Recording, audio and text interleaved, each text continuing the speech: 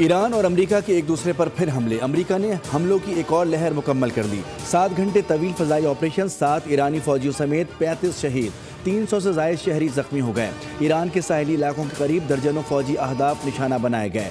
आबना Hormuz की दोबारा नाकाबंदी शुरू। पासदारान इनकलाब का अमेरिका को पलट कर भरपूर जवाब। उर्दुन में अमरीकी अड्डों पर हमला और उज़रक एयरबेस पर तैनात अमरीकी F-18 लड़ाका तैयारों के हैंगर्स निशाना। बहरीन में अमरीकी 5th फ्लीट बेस पर हमला। कमांड एंड कंट्रोल सेंटर, बहरी माउनत के इंतजामी मरकज़, गोदामों और ईंधन के टैंकों को तबाह कर दिया। कुवैत के इलाके मीना अब्दुल्ला में अमरीकी फ़ौज के मरकज़ी लॉजिस्टिक और सपोर्ट मरकज़ को निशाना बनाया गया।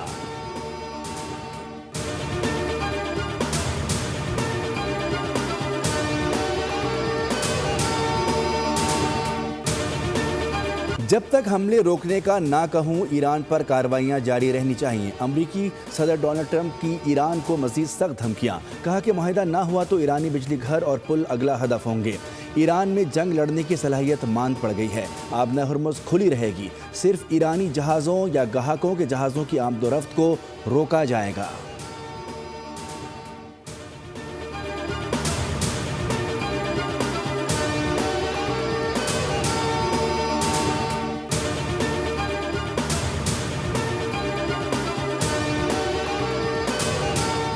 ईरानी वज़ीर ख़ारजा अब्बास इराक़ची आला सतह वफ़द के हमरा अचानक कतर पहुँच गए। ईरानी वज़ारत ख़ारजा के बयान में कहा गया है कि अब्बास इराक़ची ने दोहा पहुँचकर साबिक़ अमीर क़तर के इंतकाल पर ईरानी हुकूमत और अवाम की जानिब से ताज़ियत का पैगाम पहुँचाया।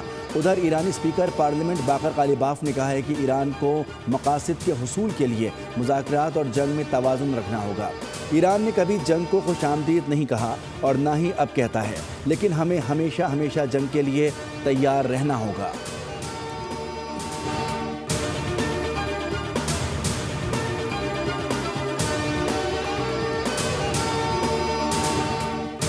ईरानी मीडिया के मुताबिक 180 अरकान ने मुतालबा किया है कि अमेरिका के साथ MOU ख़त्म किया जाए और नया रास्ता इख्तियार किया जाए। तर्जुमान वज़ारत ख़ारजा इस्माइल बकाई ने 2 टोक पैगाम में कहा कि अमेरिका से किसी किस्म की गुफ्तगू नहीं होगी, मुज़ाकरात का खात्मा होगा। ईरान के हाथ बंधे हुए नहीं हैं, किसी भी जहारियत का भरपूर जवाब दिया जाएगा। जबकि ईरानी खातिबुल अंबिया हेडक्वार्टर के तर्जुमान इब्राहिम जुल्फ़िकारी का कहना है कि आबना हुर्मुज़ किसी अहमक के ट्वीट पर नहीं खोलेंगे, बल्कि उस वक्त खुलेगी जब हमारे रहबर आयतुल्लाह मुश्तबा खामनाई कहेंगे।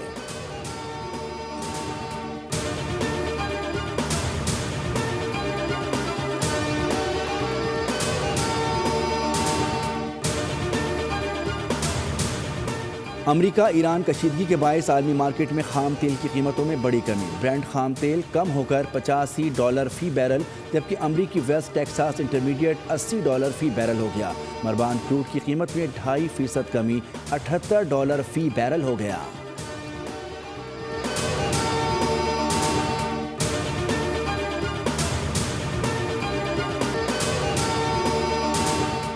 अमेरिका ईरान झड़पों के बाद मुल्क में तेल का खेल फिर शुरू। पेट्रोल और डीजल की किल्लत का खदशा जाहिर कर दिया गया। ऑयल कंपनीज एडवाइजरी काउंसिल ने वफाकी वज़ीर पेट्रोलियम को हंगामी मरासला जारी कर दिया। लिखा कि मुल्क में सिर्फ 15 रोज़ का पेट्रोल ज़ख़ीरा बाकी है। कस्टम्स क्लियरेंस में ताख़ीर से अब कंट्री इलाकों में पेट्रोल की किल्लत पैदा हो सकती है। PSO का दरामदी कार्गो मंजूर न होने से सप्लाई मज़ीद दबाव का शिकार है।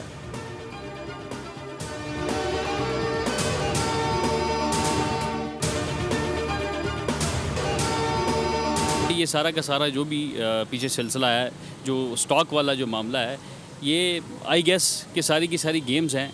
शायद वो स्टॉक जो मौजूद होता है उसको महंगा करके बेचने के लिए ये फार्मूलाज अप्लाई किए जाते हैं। देखें, जब महंगा करते हैं तो एक दिन में कर देते हैं, और जब सस्ता करना होता है तो महीना महीना लग जाता है। हुकूमत की जिम्मेदारी तो थी कि वो स्टॉक करते, जमा करते इसको।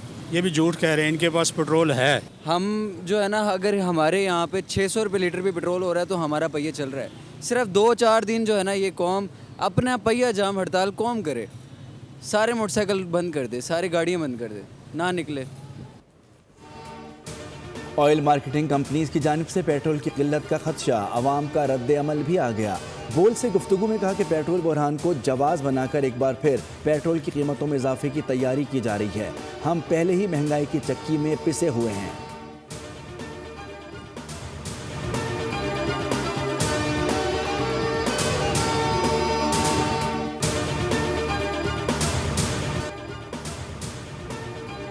कराची समेत मुल्क के मुख्तलिफ शहरों में बारिश की पेशगोई, पहाड़ी इलाकों में लैंडस्लाइडिंग और नदी नालों में तुग़यानी का खदशा। शहरियों और सयाहों को एहतियात बरतने की हिदायत। लाहौर और इस्लामाबाद समेत पंजाब के मुख्तलिफ शहरों में बारिश। आज़ाद कश्मीर, बलाई खैबर पख्तूनख्वा और गिलगित बल्तिस्तान में भी बारिश की पेशगोई।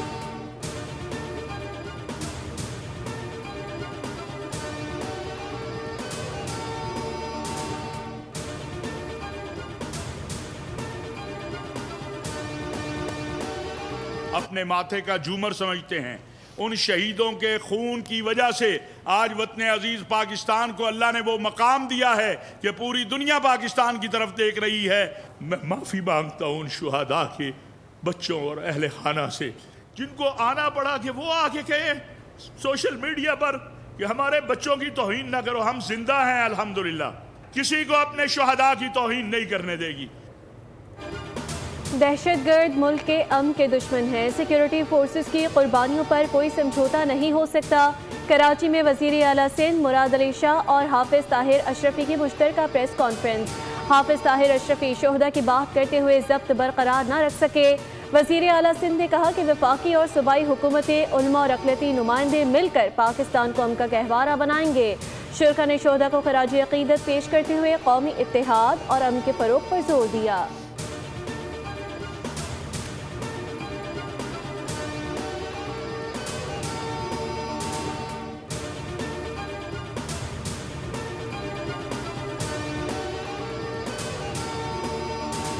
शुहदा की तस्लील करें और आप ये कह दें कि आप हमसे हमारी तनख्वाहें लेते हैं और अगर आप जानें दे देंगे तो कैसे दे देंगे। इससे लगता है कि आप बुनियादी तौर पे एक बायस पोजीशन ले रहे हैं। तो क्या बुग़्ज़ वाली बात में आप इस हद तक चले जाएंगे कि आप शुहदा के मुतल्लिक भी ऐसे जुमले अदा करेंगे?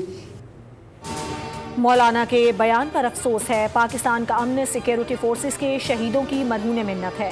गवर्नर खैबर पख्तूनख्वा फैसल करीम कुंडी ने कहा कि फ़ौज, FC और पुलिस के शहदा की कुर्बानियों की बदौलत कौम महफूज है। मौलाना फजलुर रहमान कौम और शहदा के वरसा से मुआफ़ी मांगे। स्पीकर पंजाब असम्बली मलिक मोहम्मद अहमद खान बोले, पाक फ़ौज पाकिस्तान की सालमियत की ज़ामिन है। दहशतगर्द तंजीमों के साथ रियासती सतह पर मुज़ाकरात मुमकिन नहीं। माना कि JUI सियासी क़ुव्वत है। शहदा से मुतालिक बयान से इख्तलाफ है।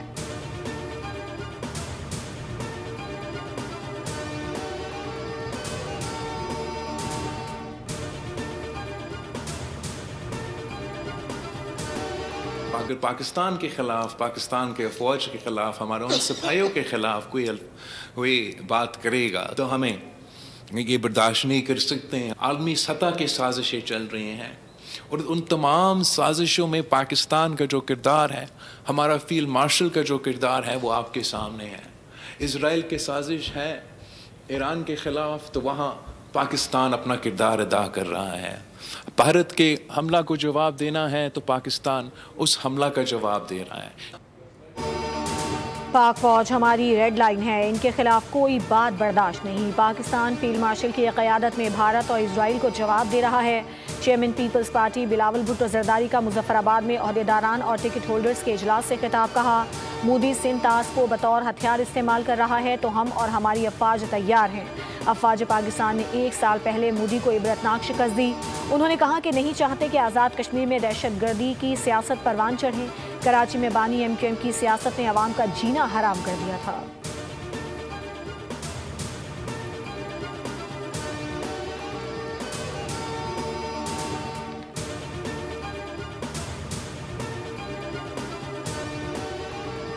है बिटवीन चाइना एंड पाकिस्तान, और ये इस्लामाबाद में आपके शहर में ये होने जा रहा है, जिसमें 160 कंपनीज चाइनीज़ हैं जो यहाँ पर आ रही हैं। उसकी 180 डेलीगेट्स हो जाएंगे।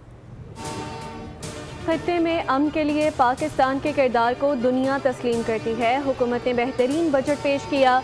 वफाकी वज़रा हारून अख्तर और मुस्तफ़ा कमाल की न्यूज़ कॉन्फ्रेंस। कहा, सेहत के शोबे में हुकूमती इक़दामात से बेहतरी आ रही है। पाकिस्तान में 17 और 18 जुलाई को होने वाली B2B कॉन्फ्रेंस सेहत के शोबे में सरमायाकारी के लिए अहम साबित होगी।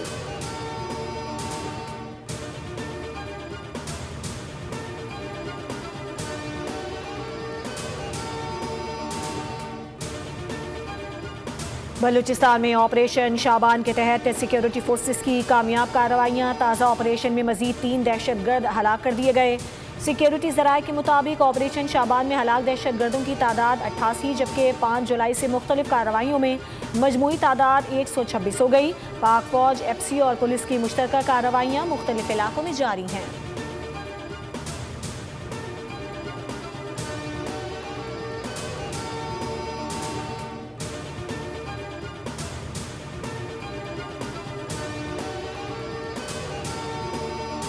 तीनों को हमने मौके पर से गिरफ़्तार कर लिया। उनसे उनका जो है बाकी जो है वो सामान जो था वो भी बरामद हुआ, जिसमें मोबाइल फ़ोन्स हैं, उनके बैग्स थे और बाकी जो इनके एसोसिएट्स हैं उनकी भी जो गिरफ़्तारी है उसके लिए भी जो है वो कराची पुलिस जो है वो कोशा है और जल्द उनको भी हम गिरफ़्तार कर लेंगे। कराची में डॉक्टर आकाश कत्ल केस, 3 मुल्जिमान गिरफ्तार। DIG साउथ असद रजा के मुताबिक CCTV और डिजिटल शवाहिद की मदद से मुल्जिमान तक पहुँचे। डकैती के दौरान कत्ल में मुलविस मुल्जिमान आपस में राब्ते में थे। 4 मुल्जिमान मोटरसाइकिलों पर और 1 मुल्जिम कार में था जो बैकअप पर मौजूद था।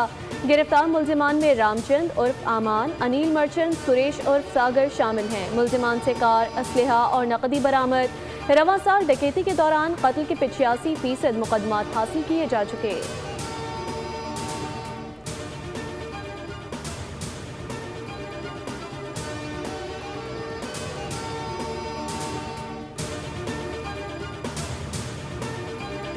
कराची से मुल्क भर में अजनास की सप्लाई मुकम्मल तौर पर बंद कर दी गई। जोड़िया बाजार, डांडिया बाजार, ली मार्केट, कोरंगी और लाठी समेत मुख्तलिफ अजनास मार्केटों में कारोबार मुअत्तल। चेयरमैन रऊफ इब्राहिम का कहना है कि चालान के नाम पर सिर्फ ईजी पैसा नंबर्स दिए जा रहे हैं। दुकानदारों को लाखों रुपए के चालान भेजे गए हैं। फ्लोर मिल्स के खिलाफ कार्रवाई का मुतालबा करते हुए हुकूमत से महंगा आटा फरोख्त करने वालों के खिलाफ भी एक्शन लेने का मुतालबा किया गया।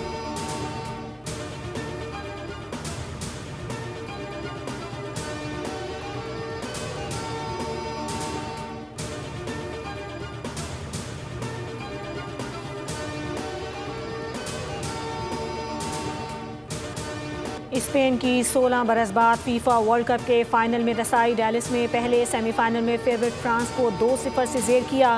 स्पेन की टीम इब्तदा ही से फ्रांस पर हावी रही, अपनी मजबूत हिकमत अमली के बायस कामयाबी हासिल करने में कामयाब रही। स्पेन की जानिब से जबाल और पेड्रो ने एक गोल स्कोर किया।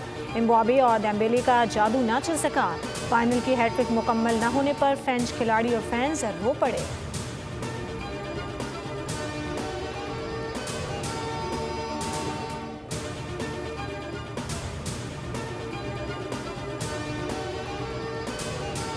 फुटबॉल वर्ल्ड कप में स्पेन के खिलाफ फाइनल कौन खेलेगा? दिफाई चैंपियन अर्जेंटीना या इंग्लैंड? फैसला आज हो जाएगा। दूसरा सेमीफाइनल रात 12 बजे अटलांटा में खेला जाएगा। अर्जेंटीना के कप्तान लियोनेल मेसी करियर में पहली बार इंग्लैंड का सामना करेंगे। इंग्लिश टीम का हैरी केन और जेडन बलिंगम पर इन्हिसार। वर्ल्ड कप में अर्जेंटीना और इंग्लैंड 5 मरतबा टकराए। 3 में इंग्लैंड फाते रहा, जबकि 2 मैचेस अर्जेंटीना के नाम रहे।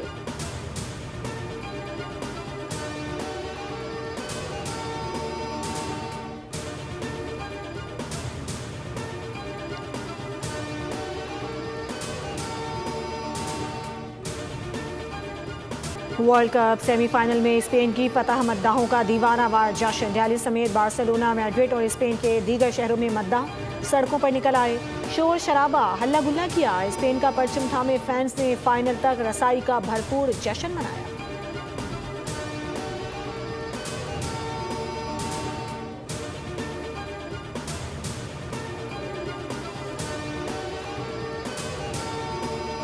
वर्ल्ड कप सेमीफाइनल में फ्रांस की शिकस्त पर फ्रेंच अवाम का गुस्सा। पेरिस में चलाओ घेराव और तोड़फोड़ की, अमलाक को नुकसान पहुंचाया। कई मकामात पर पुलिस और शायकीन के दरमियान झड़पें भी हुई। सूरत हाल पर काबू पाने के लिए पुलिस ने आंसू गैस शेलिंग की।